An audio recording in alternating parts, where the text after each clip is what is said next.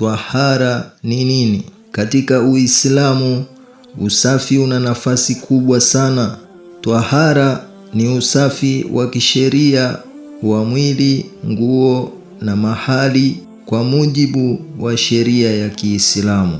Twahara sio kuosha mwili tu, bali ni ibada inayomuandaa Muislamu kusimama mbele ya Allah katika swala na ibada nyingine. Allah mtukufu anasema katika Qur'an, Inna Allaha yuhibbu tawwabina wa yuhibbul mutatahhirin. Hakika Allah anawapenda wanaotubu na anawapenda wanaojitakasa. Aya hii inatufundisha kuwa usafi ni sehemu ya imani. Ndiyo maana bila twahara swala haikubaliki.